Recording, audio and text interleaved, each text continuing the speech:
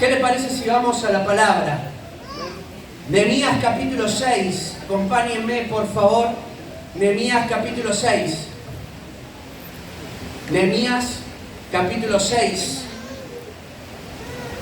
¿Se acuerdan que hablamos la semana pasada? Empezamos a hablar sobre el propósito y hablábamos que hay un propósito definido y es un propósito que viene de parte de Dios. Y hablamos de que cuando hay un propósito de Dios, no puede haber nada ni nadie que nos distraiga de ese propósito. ¿Se acuerdan de aquellos que vinieron el domingo pasado? Nada ni nadie nos puede distraer. Y hablamos de distintos factores que nos distraen de lo que Dios quiere hacer, del propósito de Dios. Y hoy quiero continuar hablando de lo que dice Nehemías, capítulo 6. Vamos a leer del versículo 5 al versículo 9. Lo leemos y compartimos esta palabra.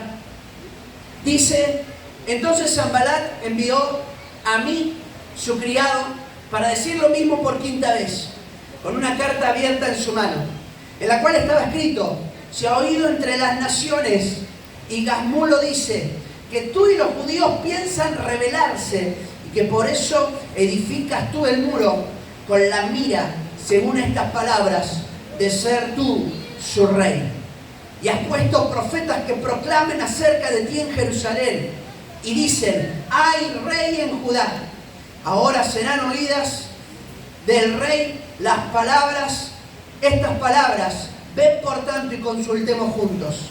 Entonces envié yo a decirle: no hay tal cosa como dices, sino que de tu corazón tú lo inventas. Porque todos ellos nos amedrentaban, nos hacían tener temor. Y decían: se debilitarán las manos de ellos en la obra, y no será terminada. Ahora pues, oh Dios, fortalece tú mis manos. Amén. Hasta ahí lo que vamos a comenzar hablando de la palabra de Dios. Y la semana pasada hablamos de que cuando hay un propósito, nada ni nadie nos puede distraer. Hoy vamos a hablar que cuando hay un propósito de Dios, nada ni nadie nos puede detener. Repita conmigo: detener. Nadie nos puede detener. Nada ni nadie nos puede detener. Bien, a ver, aquellos que han andado alguna vez en bici, levanten su mano. ¿Sí? Han tenido que andar en bici, ¿no? ¿Cuántos tienen algún hermano o algún primo medio malo? Cuando eran chicos, no ahora. Ahora bueno, pero antes era medio malo. ¿No? ¿Lo han tenido ese primo medio sabandija, que era, no, el hermano, que era medio... Bueno, yo no sé si ¿alguna vez le han puesto algún palito en la bici cuando eran chicos? ¿Le han hecho alguna vez esa maldad? Que le ponen el palito y... ¿qué pasa cuando te ponen el palo en la rueda? ¿Qué hace Alejandro? Da la vuelta y ahí aterrizás haciendo patitos, ¿o no? Tiqui, tiqui, tiqui. Caes, ¿no? Tac, tac, tac, tac, tac. Bueno, yo era el hermano malo. Y tenía a mi hermano más chico, él tenía la bici. Claro, yo envidioso, porque a mí no me habían regalado bici, a él le regalaron bici. Claro, era el más chico. Mamá estaba bien en el trabajo, dijo: le voy a comprar de cumpleaños a él una bici nueva. La envidia de todo, pero sobre todo mía. Claro, yo no tenía bici, ni vieja ni nueva, y este la tenía nueva. Así que él no sabía andar en bici. Y él quería andar, y cada vez que quería andar yo le decía: ¿ves que no sabe andar? Trae, y le ponía el palo. Volaba él en el aire. Gloria a Dios, decía mientras caía. Caía y aterrizaba, ¿no? Pero ¿saben? Aunque parezca mentira, a veces hay distintas personas utilizadas, a veces son situaciones, pero muchas veces son personas utilizadas por el mismo enemigo para poner ese palo en la rueda, para detenernos en el propósito de Dios. Y aunque hay un propósito de Dios, y hemos hablado de Nehemías tenía un propósito definido de parte de Dios. Él iba a poner en pie este pueblo que se había caído. No era solamente ser un buen constructor, no es que él era un buen albañil. No, era un hombre que iba a poner de pie al pueblo. Era un hombre que le iba a dar parámetros morales al pueblo. Era un hombre que tenía palabra de Dios para el pueblo. Era un hombre santo, era un hombre consagrado. Entonces este hombre, de parte de Dios, con un propósito, va a empezar a poner en pie el pueblo y empiezan a surgir, escuche bien, empiezan a surgir personas, distintos agentes que tratan de ponerle palos en la rueda para detenerlo. Al punto tal que miren lo que llegaron a pensar, dice, se debilitarán, versículo 9, las manos de ellos en la obra y no será terminada. ¿Cuál era el propósito de esta gente, de estos enemigos? Lograr que este varón no termine la obra que Dios había puesto en sus manos.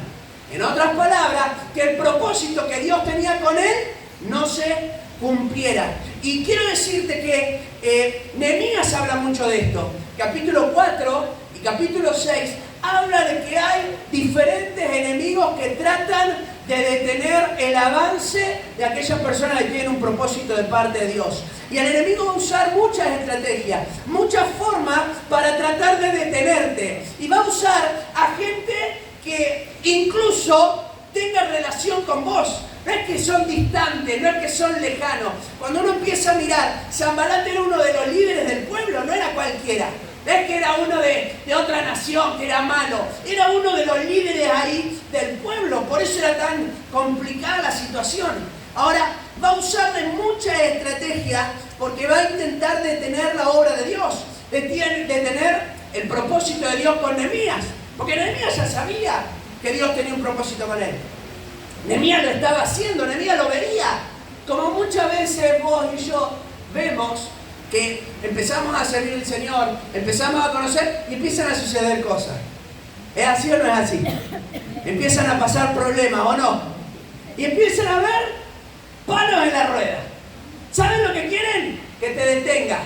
Porque ¿qué es lo que nos pasa después cuando uno pega esa aterrizada y se raspa todo? Le empieza a dar un poquito de miedo volverse a subirse a la bici. No vaya a ser que me vuelvan a poner un palo en la rueda. Pero aún en medio de eso, Dios quiere que nosotros podamos ser fortalecidos por el Señor para poder seguir cumpliendo el propósito de Dios. Si los enemigos, si el mismo Satanás se levanta usando a personas para tratar de detener el propósito que Dios tiene con tu vida, fortalecete en el Señor y en el poder de su fuerza. ¿Cuándo dicen amén? Gloria a Dios. Fortalecete en el Señor y en el poder de su fuerza. Porque van a haber enemigos. Van a haber enemigos. Miren, empieza a haber un montón de estrategias, es muy loco. Empiezan a difamar. Miren, la primera estrategia es la difamación. ¿Qué es la difamación? Es una acusación mentirosa sobre tu vida. Y empiezan a hacer una mentira. Fíjense que empiezan a decir, vos te querés levantar como rey y por eso estás haciendo todo eso. Y era mentira.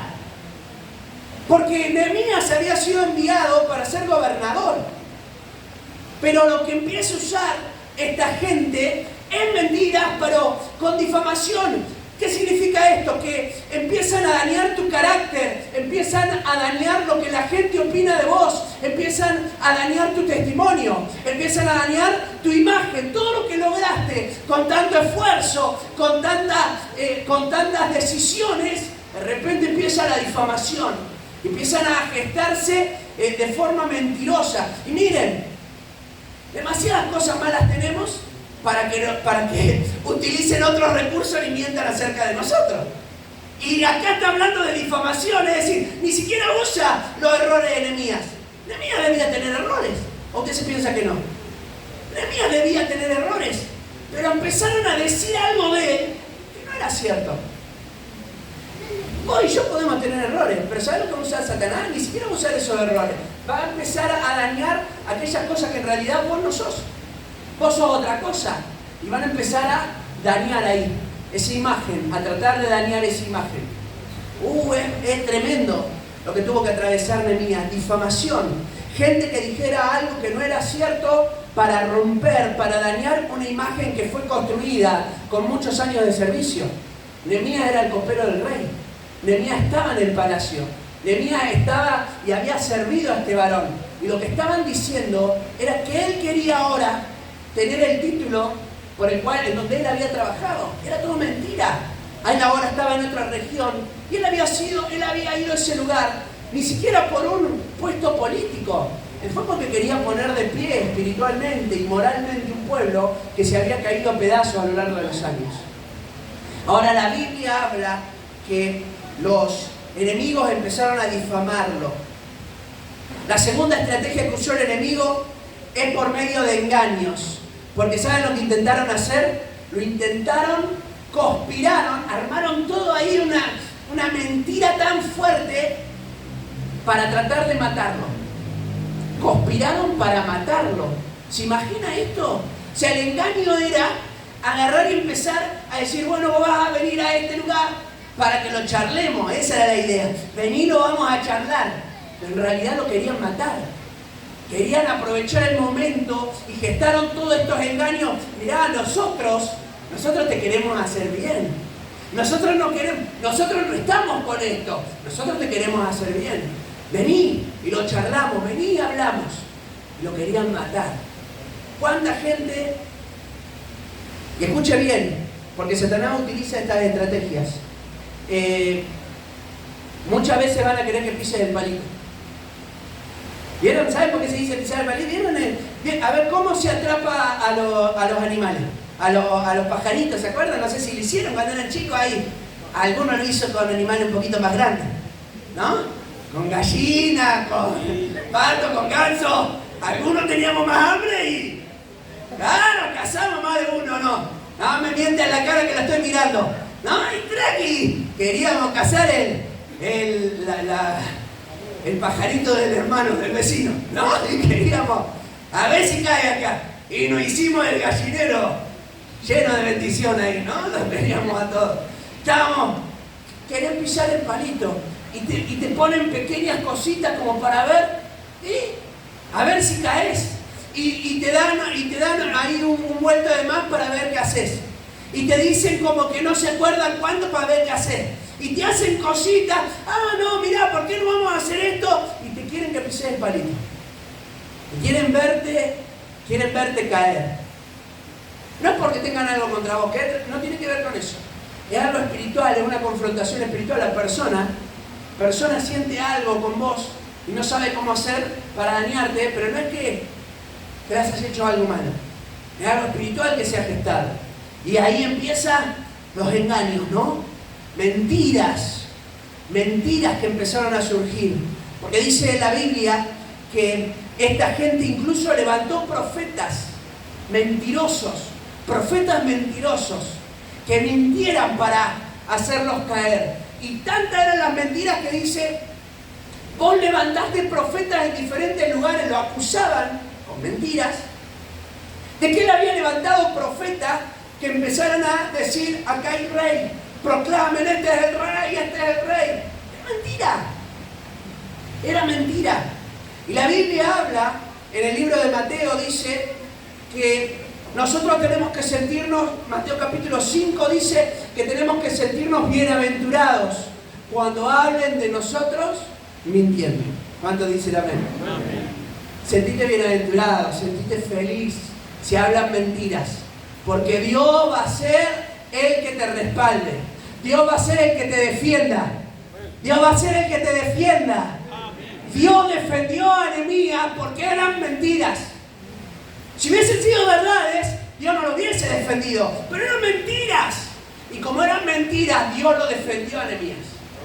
Y Sanballat fue echado del lugar donde estaba. Si usted va a los últimos capítulos, lo echan. Lo sacan del lugar. Lo echan del pueblo.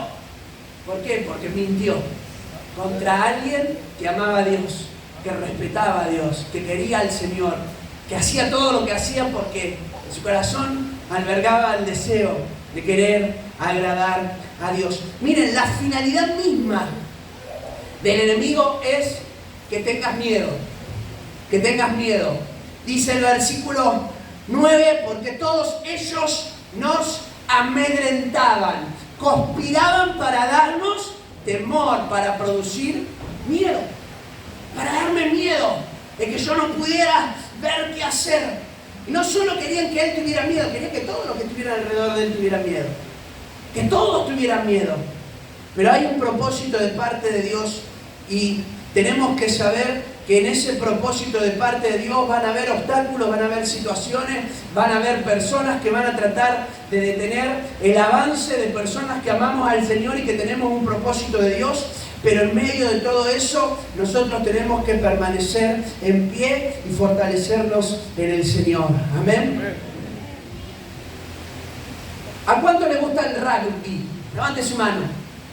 ¿A alguien le gusta el rugby? ¿No? ¿Poquito? Ay, pensé que iban a haber más. ¿Alguna vez jugaron al rugby? Vos tenés cuerpito de rugbyero, ¿no? Tenés como grandote. Bruno claro, Bruno, yo iba a decir que yo jugué al rugby y ahora me da una vergüenza bárbara. Claro, que compito contra Bruno, caigo en 2 segundos. Yo jugué al rugby. 3 veces fui. 3 veces fui. Me anoté en el equipo, dije, este es mi deporte. Era chico, este es mi deporte, dije. Acá quiero estar yo. Claro, yo decía, yo soy rápido. ¿Quién me va a agarrar? Y es verdad, era rápido. ¿Quién era cuando me agarraban? Me partían todo. Yo siempre fui, hoy estoy gordo. Hoy soy una cosa, no saben lo que era, más flaquito, así que fui a jugar al rugby el primer día y me lo pasaba así. Era una locura lo que... Claro, hasta que me agarró un gordito y me tiró. Y se me empezaron a tirar todo. Y yo aprendí en el rugby que lo más importante es detener al adversario. Es como ese contraataque. Vos podés hacer un montón de jugadas, pero si vos lográs detener al otro, rápidamente podés salir y podés hacer los puntos. La clave es detener. Uy, yo lo aprendí porque me detuvieron por todos lados. Claro, me dijeron el domingo tenés que ir a jugar. No aparecí más. Dije, no, voy raspado, pero tengo que ser masoquista. Iba todo lastimado a mi casa, iba todo... Me metía a la ducha, no quería saber nada. Bueno, realmente es para personas escogidas el rugby. No, claro, dije, no puedo, con esto no puedo. Ahora aprendí eso. Y quiero decirle algo. Muchas veces, fíjense que esta palabra lo dice, si logran desanimarnos, ya nos están deteniendo. Dice el versículo 9, se debilitarán las manos de ellos. Y si se debilitan las manos, solo debilitarlo. Solo como me hicieron a mí, me debilitaron por todos lados. Listo, me detuvieron, no fui más. Te debilita, ¿no? Distintas situaciones que te van debilitando. Una vez que empieza, y acá está la clave que la vamos a ver en un instante, ¿no? Porque Nehemías encontró qué era lo que tenía que hacer. Cuando hacemos la obra de Dios, cuando hay un propósito de Dios en nuestras vidas, y yo empiezo a volcar mis decisiones para la realización de ese propósito, van a haber ataques personales contra mi vida. Escuche bien, van a haber ataques personales. Van a haber ataques personales. Aquí dice que hubieron ataques personales. Era hacia Nehemías. No era que hablaban sobre su obra, no hablaban sobre lo que él hacía, empezaron a hablar de él. Podían haber hablado de lo que él hacía, decir, la obra que haces es mala. No, empezaron a hablar de él, empezaron a conspirar porque él era dañar su imagen, era mentir sobre él, era engañar sobre él, era traerle miedo, era todos ataques que lo atacaran directamente a él, que le dolieran. ¿Para qué? Porque si él debilitaba sus manos, el propósito de Dios no se iba a realizar. Porque él era la cabeza, él era el que avanzaba, él era el que llevaba adelante a este pueblo que estaba debilitado. Y van a intentar debilitar tus manos para que abandones el propósito de Dios. Van a atacarte personalmente, van a usar medios de todo tipo para tratar de debilitarte. Y lo único que te va a poder sostener es buscar al Señor. Dice que mientras Él está contando esta historia, mientras Él está relatando, nos amedrentaban, querían debilitar nuestras manos, no querían que la obra sea terminada. Él hace ahí un paréntesis maravilloso. Y dice en el final del versículo 9, ahora pues, oh Dios, fortalece tú mis manos. Mirá, van a haber un montón de estrategias, van a haber un montón de palos en la rueda, pero la clave, el arma principal que vas a tener, que está a nuestro alcance, es la oración. Diga conmigo la oración. Oh, gloria a Dios. Porque ahí Él hace una oración. Él se frena con una oración. Él está contando lo que le está pasando. Me quieren debilitar, quieren que no avance, que me detenga. ¿Cómo hago para no detenerme cuando me están debilitando las manos? ¿Han estado haciendo un trabajo de peso con su mano durante mucho tiempo? No sé, teniendo que picar algo o teniendo que paliar algo. ¿Vieron cómo te van entumeciendo la mano cuando estás mucho tiempo haciendo lo mismo? ¿Le ha pasado alguna vez? Que te empieza como a latir hasta a veces la mano, se te queda medio ahí como una garra, ¿no? Es como que te queda medio de tanto que le estuviste dando. Bueno, empieza a endurecerse todo eso. Bueno, la idea es esa, lo debilitaba al punto que ya no puedo. ¿Cómo hago para seguir? Si mis manos ya no pueden trabajar. Estaba tratando de lograr el propósito y él dice, la única manera para que esto no sea una realidad, no se convierta en una realidad, para que esta debilidad no se convierta en un detener, lo que yo tengo que hacer es fortalecerme en el Señor. Vos, Señor, fortalece tú mis manos. Empezá a buscar al Señor.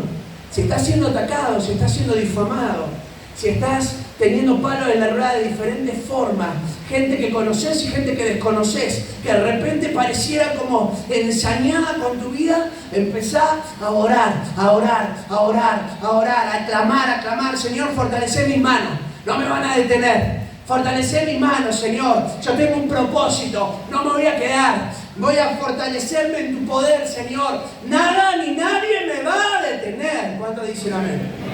Satanás va a intentar detenerte. Orá, clamá, buscá al Señor, decirle, no voy a retroceder.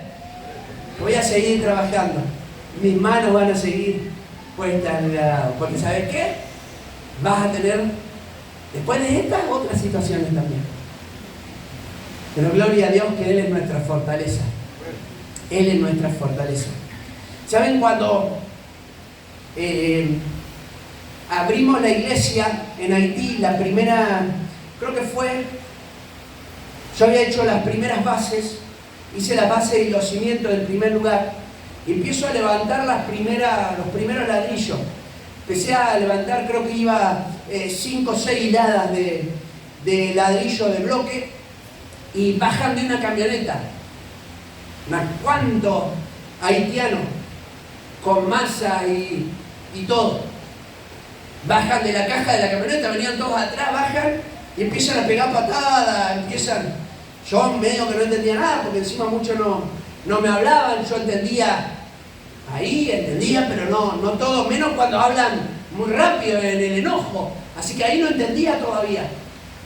Hasta que entendí que lo que decían era que yo no podía construir en ese lugar, y decían que yo no podía construir porque no tenía permisos para construir en ese lugar. Era mentira, yo tenía los permisos. Entonces le digo, no, pará, frené todo, no. Hay permiso para esto, no. Y me pedían plata, ¿no? Como siempre, ¿no? Y pedían dinero para frenarme y golpear las cosas. Pero le digo, pero tengo permiso, no me importa, nosotros venimos a destruir todo, esto y el otro, no. Pero yo tengo un permiso. Y ya me paré así, como macho, nada, mentira. Me paré ahí enfrente y dije, no vas a romper encima con lo que me cuesta. No, le dije, no. Y yo tengo los permisos, yo los traigo. Hablé con y empecé a hablar, a contar lo que había pasado. Yo fui, hablé en el municipio, tengo los permisos correspondientes, tengo el plano, tengo todo. Es decir, yo puedo construir en este lugar. Y venían, de tanto en tanto caían. Me caía uno, me caía otro. Cada vez que yo veía que yo estaba construyendo, venían de vuelta. Intentaban tratar de atemorizar. Era la primera iglesia evangélica que se iba a abrir en ese lugar. No había iglesia. En todo ese lugar no había ni siquiera ninguna iglesia, ninguna organización. No querían, era una zona vudú. Así que no querían que haya una iglesia. Y nosotros estábamos levantando ya el edificio, ya teníamos gente. Entonces venían a traer miedo, temor, ¿no? A ver si frenamos. Uy, ahí te viene a la cabeza lo que pasaba con Nehemías. Van a tratar de detenerte. Y ahí en ese lugar, ese era el primer edificio que hicimos. Después hicimos otra edificación y después hicimos otra edificación. Nada nos detuvo. Buscando al Señor, en más de una oportunidad, por situaciones que pasaban, era orar, quedarnos orando. Señor, ¿qué vas a hacer? ¿Cómo lo vas a hacer? Y las personas que iban llegando y van conociendo al Señor. Yo te quiero decir, van a haber distintas situaciones, van a intentar debilitar tus manos, van a intentar detenerte. La única estrategia, la única arma que nosotros tenemos, principal en medio de todas esas situaciones, es la oración. Busca a Dios, acércate al Señor, acércate a Dios, acércate al Señor, conocelo más, profundizar tu relación con Dios. ¿Vieron que estamos hablando de los grupos pequeños? ¿Para qué son esos de los grupos pequeños? Para fortalecer nuestra relación con Dios. Yo no sé a veces cómo orar. Yo no sé a veces cómo leer la Biblia. Yo no sé, leo la Biblia y no la entiendo. Sumate a un grupo. En ese grupo vas a aprender, vas a conocer más profundamente a Dios. Cuando yo conozca más profundamente a Dios, voy a poder ser un instrumento en las manos de Dios. Amén. Porque Dios va a empezar a levantar, como venimos hablando y venimos declarando, hombres y mujeres de este lugar que sean un instrumento de Dios para la bendición de muchas personas. Empecé a orar. No me dan oportunidades, orá, metete en un grupo y te vamos a identificar rápidamente. Ahí van a decir, ¿sabes qué? Esta mujer la teníamos perdida, no nos damos cuenta, ¿sabes el potencial que tiene? Este varón, es tremendo lo que tiene. Dios va a hacer cosas maravillosas. ¿Amén? ¿Por qué? Porque van a haber personas que busquen al Señor y que no se van a detener porque tienen un propósito de parte de Dios. Gloria al Señor. Acompáñenme al versículo 15 y al versículo 16. Porque hay otra cosa más que sucede cuando hay propósito de parte de Dios. Cuando hay propósito del Señor, hay resultados evidentes. Los resultados pueden manifestarse de distintas maneras. Resultados no significa multitudes, pero resultado significa que se puede, algo que se evidencia. Usted planta una planta y usted va a tener una evidencia de que la planta se seca, está seca o no. Usted le va a ver que tiene hojas verdes y si la planta es buena y tiene para dar fruto, va a dar fruto. Es decir, usted lo va a ver, lo va a poder visibilizar, porque hay resultados evidentes cuando hay un propósito de parte de Dios. El versículo 15 y el versículo 16 dice, fue terminado pues el muro el 25 del mes de Elul. ¿En cuántos días? 52 días para construir los muros de toda una ciudad. ¿Usted se imagina? Por más pequeña que sea una ciudad, todo el perímetro de Villanueva, agarre todo Villanueva, todo el perímetro, haga un muro. ¿Saben cuánto tardaron? 52 días. Tremendo lo que laburaron. Dice la Biblia que trabajaban de noche y de día y que por miedo a que los atacaran, con una mano laburaban y con la otra tenían una espada por las dudas. Tremendo eran. Capítulo 4 de Nehemías. Es tremendo. Estos hombres estaban haciendo la obra y en 52 días hubo resultados porque había un propósito de parte de Dios. Y dice el versículo 16, y cuando lo oyeron todos nuestros enemigos, escuche bien, estos que difamaron, estos que mintieron, estos que engañaron, estos que causaron temor, cuando lo oyeron todos nuestros enemigos, temieron. ¿Se acuerdan qué era lo que querían provocar? Querían provocar miedo. Y miren lo que pasó. Temieron. Dice, temieron todas las naciones alrededor de nosotros y se sintieron humillados y conocieron que por nuestro Dios había sido hecha esta obra. ¡Gloria a Dios! ¡Qué maravilloso que es Dios! Miren si Dios no es capaz de hacer cosas grandes. Cuando hay un propósito de Dios, mira, si hay propósito de Dios, no te distraes, porque está enfocado.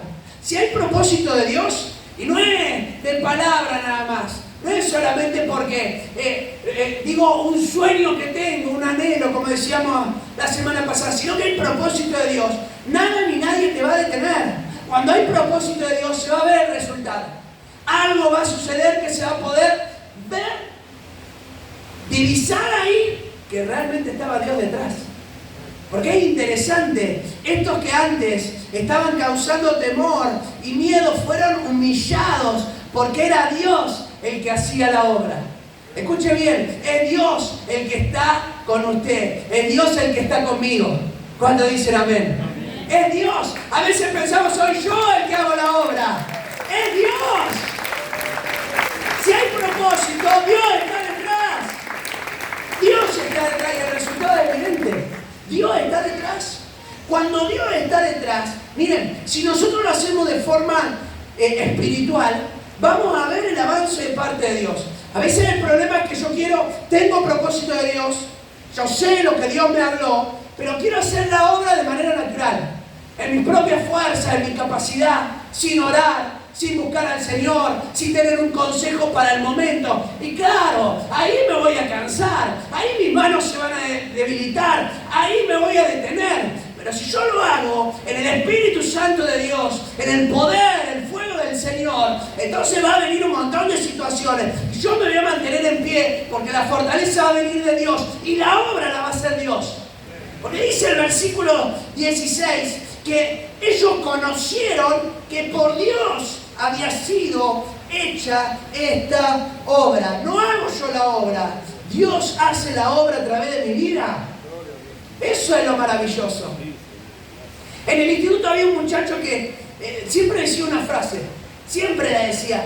Él la decía capaz en un buen sentido, pero él siempre era como para animar a alguien, le decía, Dios te necesita, varón, y todo el tiempo era como el ánimo. Vamos, Dios te necesita, Dios te necesita, Dios te necesita. Y era todo el tiempo, era su caballito de batalla, todo el tiempo era su frase. Vos algo estabas ahí, que qué sé yo, te estaba pasando algo, varón, levantate, Dios te necesita. Y un día le dije, es cierto, pero yo me doy cuenta que yo necesito más a Dios de lo que Él me necesita. Dios, cuando ocupa un primer lugar en nuestra vida, nos empezamos a dar cuenta que yo lo necesito a Él. Hermano, si yo dejo de buscar al Señor una semana, va a conocer al verdadero Sebastián. Agárrese, Catalina. ¿No? Dejo una semana a Dios y empieza a salir quién soy en verdad. Por eso necesito a Dios. No me doy cuenta que necesito a Dios. Porque cuando yo dejo, se empieza a notar. Se empieza a notar que lo estoy dejando. Empecemos a buscar a Dios. Si empezás a evidenciar, recién hablábamos con Francisco y hablábamos cómo necesitamos a Dios. Nos falta algo. Si nos falta esto, empezamos a cometer errores. Pero cuando estamos aferrados a Dios, somos una potencia. Cuando estamos aferrados a Dios, somos una vida transformada que es un testimonio vivo que refleja a Dios. Cuando estamos aferrados a Dios, nuestras vidas son distintas, nuestras actitudes, reaccionamos distinto, hablamos distinto, caminamos distinto, nos observan distinto, actuamos distinto, pensamos distinto. Aférrese al Señor, aférrese a Dios. Si no quiere perder lo que tiene, aférrese a Dios. Si quiere ser más como Él, aférrese a Dios. ¿Cuántos dicen amén? Aferrados a Dios, agarrados de Dios. Gloria al Señor, denle un aplauso al Señor. Aférrese a Dios. Él va a ser diferente. Él me va a ser distinto. Hermano, solo Dios puede unir al pueblo como lo unió en esta historia. ¿Se imagina? A ver, en una familia, ¿cuántos son en su familia? Algunos son de familia numerosa. Yo me empecé a enterar cuando entraba en la iglesia.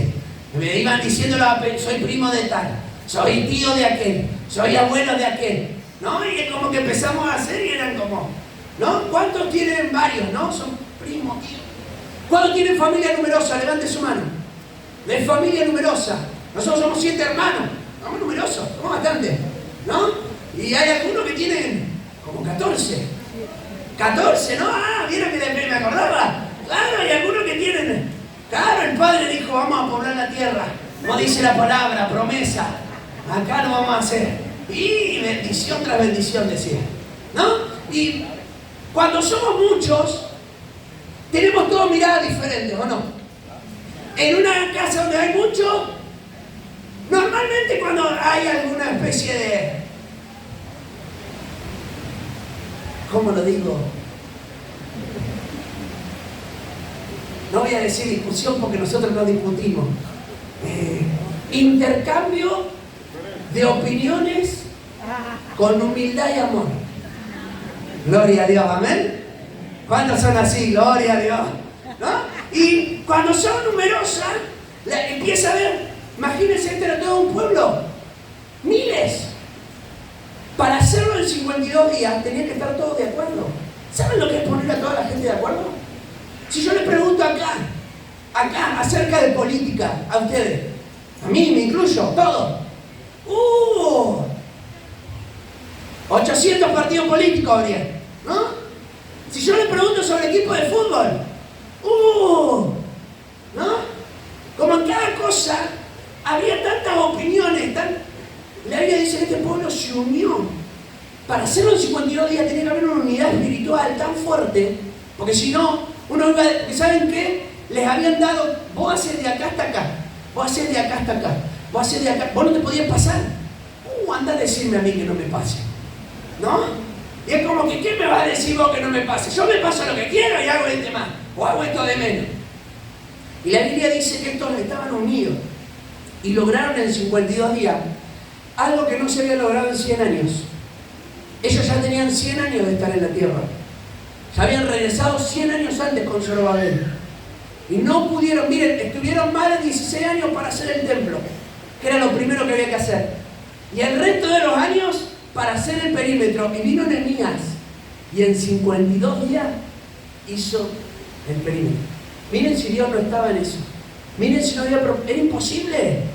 Habían pasado hombres de Dios. Zorobabel, lea la historia de Zorobabel. En Ageo, en Zacarías. Era un hombre de Dios. Era un hombre de Dios, de verdad. Un hombre que se lo compara con el Mesías. Se le toma atributos de Zorobabel con el Mesías, un hombre de Dios. Pero no lo logró. Y vino Nehemías con propósito de Dios y unió a este pueblo que estaba dividido y produjo un resultado que fue evidente. Y con esto termino. Dice la Biblia que el temor, y la palabra temor que se usa no es la palabra de miedo, es la palabra que se usa de temor reverente, es la palabra para el temor a Jehová. Es esa misma palabra en el original. Cuando dice que temieron los de alrededor, es que lo reconocieron a Dios. Por eso dice conocieron, esa palabra reconocieron. Reconocieron que era Dios y tuvieron el temor de Jehová en sus corazones por lo que Dios había hecho. Era un propósito de Dios tan evidente que Dios produjo cosas que no se podían producir. Dios estaba obrando detrás de la escena y Dios estaba haciendo una obra poderosa mientras Nehemías era atormentado por diferentes situaciones. Van a reconocer que Dios está usando tu vida. Van a reconocer el propósito de Dios en tu vida cuando te aferres al Señor y lo busques con todo tu corazón. Lo van a ver, lo van a observar, lo van a querer. Cuando dicen amén, amén. Se van a dar cuenta, ahí está el Señor. Yo quiero eso, quiero lo mismo. Si lo cambió a él, si la cambió a ella, a mí también me puede cambiar. Si restauró esta familia, a mi familia también Dios la puede restaurar. Amén. Eso es lo maravilloso que hace Dios. Termino con una historia. En esto que llegábamos a Haití, había un lugar que era un templo vudú, y lo he contado en algún momento en la iglesia. El templo vudú fue el primero que nosotros vimos cuando llegábamos a la ciudad. Era lo primero. Vos cruzabas el lugar. Lo primero que vos identificabas en la primera calle principal, era el templo vudú. Satanás vive debajo de esta casa, se llamaba. Lindo nombre para un templo. Una víbora que se comió una cruz. Ese era el logo. Nosotros tenemos CDA. Re bonito el nuestro. Y nosotros orábamos por ese lugar. Y orábamos. Porque no se puede hacer de forma natural. Orábamos. Cada vez que pasábamos, frenábamos, poníamos nuestra mano así y orábamos. Primer evento evangelístico que hicimos, lo hicimos enfrente del templo. Había un terreno, ahí hicimos. Evento evangelístico, no se haga la idea que había grandes cosas. Un pequeño equipo, gritar como gritón que soy y empezar a hablar. Que Dios podía transformar. Se convirtió en hermano del sacerdote vudú de ese lugar. En esa primera predicación. Y ese hombre le predica a su hermano. En razón de menos de 6 meses se cerró ese templo vudú. Fue el primer templo vudú que se cerró en ese lugar. Tremendo. Se pintó ese lugar y hasta el día de hoy, porque por lo menos las últimas veces que yo fui, decía todavía la misma inscripción, Le sang de Jésus, la sangre de Jesús. Ese hombre, unos meses después de conocer al Señor, tuvo una enfermedad, partió y se fue a la presencia de Dios. Ese hombre que había servido durante toda su vida a Satanás. ¿Saben cuál es la clave? La oración. La oración. Aferrarse a Dios. No es con mis fuerzas, Señor. Eres tú quien hace la obra. Eres tú quien hace la obra. Ni en nuestra imaginación podía llegar a pasar que sucediera eso tan evidente. A 3-4 cuadras de ese lugar se abrió una iglesia evangélica después de nosotros. Unas 3-4 cuadras se abrió otra iglesia evangélica. 6 cuadras más adelante se abrió. Mire, la última vez que yo iba, había iglesia por todos lados ya. Gloria a Dios. Porque ese lugar no tenía nada. Pero empezamos a orar y empezamos a creer, Señor, tú eres Dios poderoso. Tú eres Dios poderoso. Y Dios es el que hace la obra cuando hay un propósito de Dios. Dios es el que hace la obra.